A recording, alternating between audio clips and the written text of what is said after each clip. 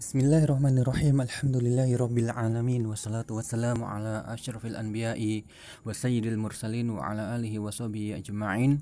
Allahumma 'allimna ma yanfa'una wanfa'na bima 'allamtana wa zidna ilman nafi'an wa amalan sholihan ya rabbal alamin. Rabbi shrah li sadri wa yassir li amri wa hlul 'uqdatam min lisani yafqahu qawli thumma amma ba'd. Faya ayyuhal ikhwah, faya ayyatuha al-akhwat, assalamualaikum warahmatullahi wabarakatuh. Kembali kita berjumpa setelah kemarin liburan panjang. Kita kembali ya, untuk pekan ini adalah pekan yang terakhir. Maka dari itu untuk pertemuan hari ini hanya kisi-kisi saja ya, untuk ujian akhir semester ya, atau penilaian akhir tahun nanti ya. Setelah hari Senin nanti sudah mulai ujian tahfidz dan seterusnya. Maka untuk kesempatan hari ini kita gunakan untuk kisi-kisi gitu ya. Ini untuk ulumul Quran materinya tidak banyak-banyak amat, akan tetapi hanya dari halaman 28 dari At-Tafsir. Jadi saya sesuaikan dengan yang kemarin offline juga ya. Mungkin yang online lebih banyak atau ya lebih, yang ada yang ketika offline ada yang lebih sedikit ya, jadi saya ikutkan yang lebih sedikit saja begitu ya. Untuk yang offline kemarin ada yang baru sampai biografi ya, biografi tabi'inah, itu yang nanti akhir dari kisi-kisinya ya, untuk pembatasan materinya dari halaman 28 dari At-Tafsir sampai nanti di halaman ya pembahasan tentang biografi tabi'in ya, biografi tabi'in setelah sahabat, al-mustahiruna bi tafsir minat tabi'in ya, sampai di halaman 44 ya. Jadi hanya berapa halaman saja ya, 44 dikurangi dengan tadi halaman 28 lah ya, kalau nggak salah 28 tadi. Jadi cuma 17 halaman saja. Maka silakan dimaksimalkan ya. Ini adalah nanti ujian akhir ya, dan ini lebih penting daripada yang kemarin ya. Kemarin juga penting, tapi ini lebih penting karena ini ya nanti menentukan antunna naik kelas atau tidak. Maka ini cuma sedikit, maka dimaksimalkan belajarnya ya. Tidak menyepelekan, tapi ya ini gunakan sebaik-baiknya untuk belajar maksimal ya, karena materi sedikit ya, insya Allah dapat ya, belajarnya maksimal, dapat nilai yang bagus begitu, harapannya begitu. Jadi dari tafsir dulu ya, silakan nanti di murojaah kembali. Untuk ta'rifnya ya tidak perlu ya, tidak perlu. Kemudian hukumnya ya, hukum mempelajari tafsir apa ya.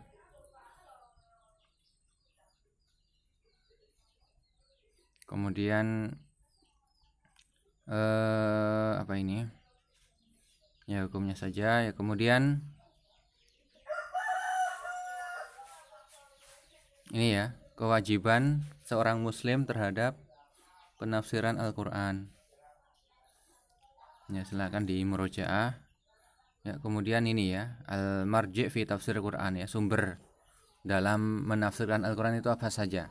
Dan juga jangan lupa contoh-contohnya ya, harus bisa dipahami ya. Kalau bisa ya dihafalkan sehingga langsung cepat menjawab jika ada soal yang keluar. Seperti ya, misalnya seperti pada semester kemarin ya.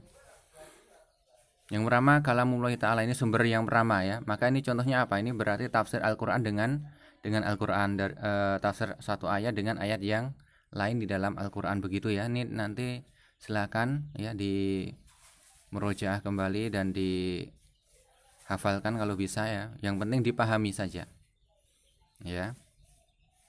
Ya, ini ada di sini contohnya ada 3 ya. Contohnya ada 3. Jadi ya insya Allah gampang. Kemudian yang B, yang ba, yaitu sumber yang lain, yaitu kalami Rasulillah ya, kalamu Rasulillah sallallahu alaihi wasallam. Ini berarti ya penafsiran Al-Quran dengan hadis Nabi ya, dengan sunnah, dengan as-sunnah, maksudnya dengan hadis hadis Nabi ya. Nah, ini contoh-contohnya ya, silakan juga dihafalkan jika bisa ya. Nah, ini jika bisa bagus ya. Tapi yang penting bisa memahami ya. Lilladzina ahsanul husna wa ziyadah. Di sini ya ziyadah ditafsirkan oleh Nabi yaitu melihat wajah Allah Ta'ala ya. Dan seterusnya, ini contoh pertama. Ada contoh yang lain yang kedua ya. Ini cuma dua saja, gampang dihafalkan, gampang sebenarnya ya. Wa'iddu lahum masata'tum min quwwah. Quwwah di sini ditafsirkan oleh Nabi ya dengan ar-ramyu ya. Dan seterusnya. Kemudian yang jim yang ketiga yaitu ditafsirkan dengan kalamus as-sahabah. Ya, ini ya para sahabat yang ahli tafsir ya. Seperti misalnya Abdullah bin Abbas, Abdullah bin Mas'ud ya, Ali bin Abi Thalib, seperti itu. Ya, ini contohnya ya, jangan lupa contohnya ya juga dihafalkan. Ini cuma contohnya cuma satu saja ya, gampang sekali ya.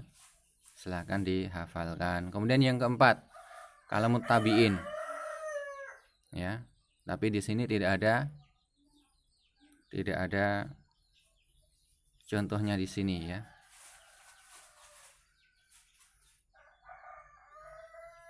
Jadi tidak perlu menghafalkan contoh begitu ya.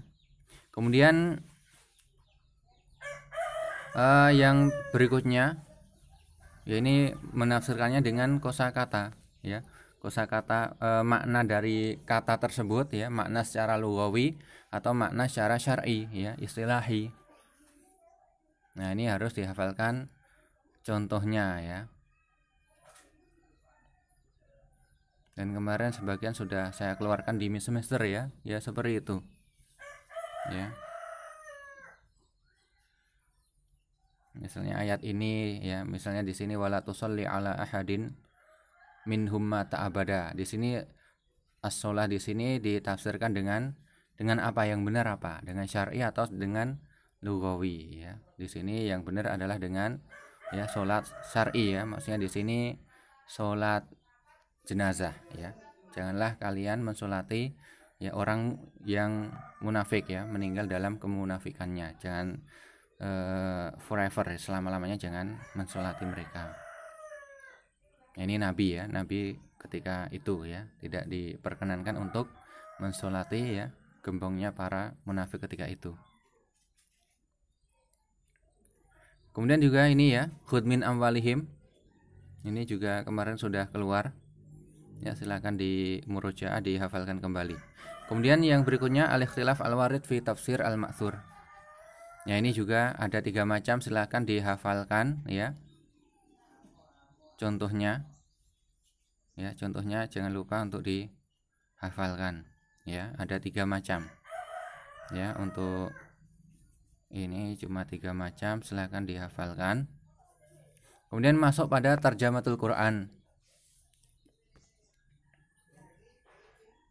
Nah, ini maknanya silakan dipahami saja ya. Ada 2 macam terjemah ya, terjemah harfiah dan maknawiyah. Nah, ini apa namanya? Nama lainnya apa ya? Misalnya yang terjemah maknawiyah, nama lainnya apa? Yaitu terjemah tafsiriyah ya. Dan contoh-contohnya ya, jangan lupa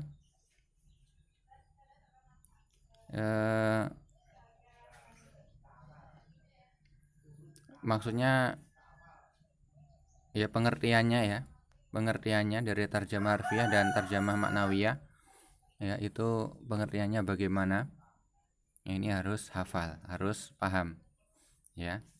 Kemudian juga di sini ada syarat ya, syarat penerjemahan di sini untuk terjemah harfiah Al-Quran ya. Dan ini syarat-syarat ini tidak mungkin terrealisasi ya, sehingga untuk penerjemahan Al-Quran itu tidak bisa ya, tidak diperkenankan, tidak dibolehkan, hukumnya haram ya untuk penerjemahan Al-Quran secara harfiah ya, karena syarat-syaratnya yang disebutkan di sini tidak bisa terpenuhi semuanya ya. Kemudian terjemah maknawiyah. Nah, ini ya hukumnya apa? Yang boleh ini ya, jaizah ya, terjemah maknawiyah jaizah. Kemudian syaratnya apa saja? Ya, ini ya ada 3 macam ya. Ada syarat berkaitan tentang eh, penerjemahan itu sendiri ya, terjemah itu sendiri, dan berkaitan dengan syarat ya mutarjimnya ya, penerjemahnya.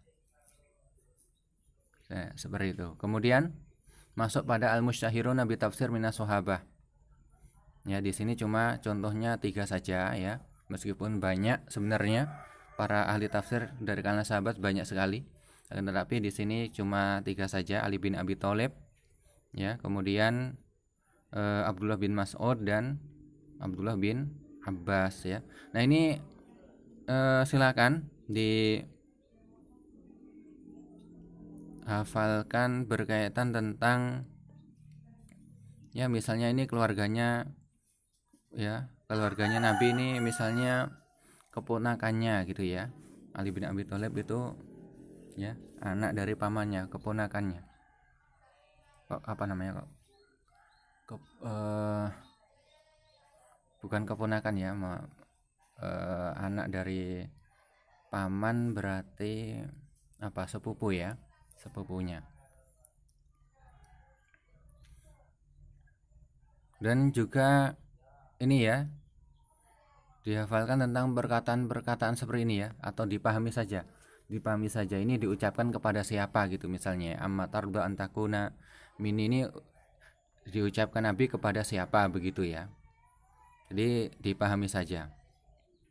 Ya, kemudian di sini ada 2 golongan ya, an-nawasib dan ar-rawafid ya, di dalam apa namanya, menyikapi Ali bin Abi Thalib ya. Ini silakan juga dihafalkan ya.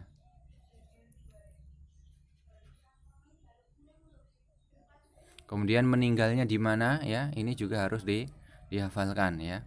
Ya, ini berkaitan tentang nanti semuanya ya. Semuanya, jika ada disebutkan meninggalnya di mana, maka silakan dihafalkan. Cuma 5 saja, 5 biografi ya. Yang sahabat 5, yang sahabat 3, yang 2 dari tabiin ya. Jadi insya Allah bisa ya.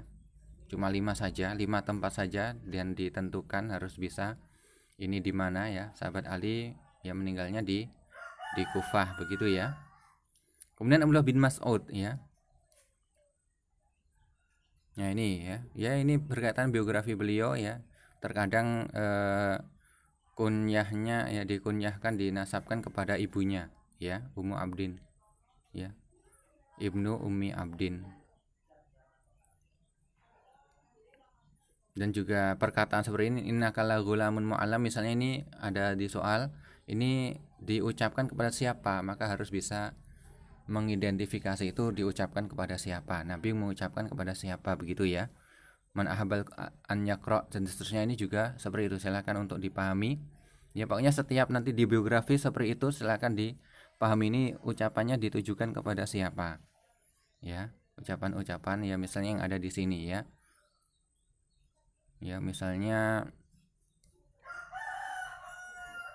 kemudian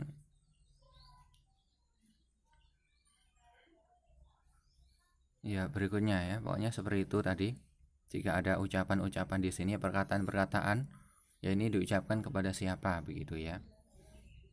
Kepada mufasir yang namanya siapa, sahabat siapa, atau tabiin yang namanya siapa. Kemudian Abdullah bin Abbas juga ya.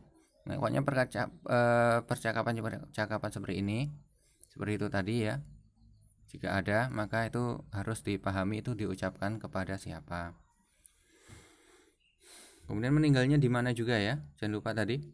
Kemudian sekarang tabiin,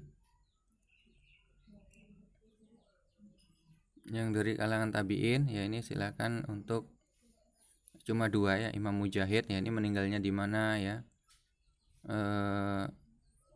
Misalnya di sini ada ucapan yang ditujukan kepada beliau, maka ini harus dipahami ya. Ini ditujukan kepada siapa, seperti tadi ya, meninggalnya di mana. Dan Imam Qatadah juga seperti itu ya. Ini beliau buta, maka misalnya dari sekian para mufasir bawah ini yang buta siapa, maka harus bisa mengidentifikasi ya, harus benar ya. Kalau nggak benar ya salah, dan nilainya 0.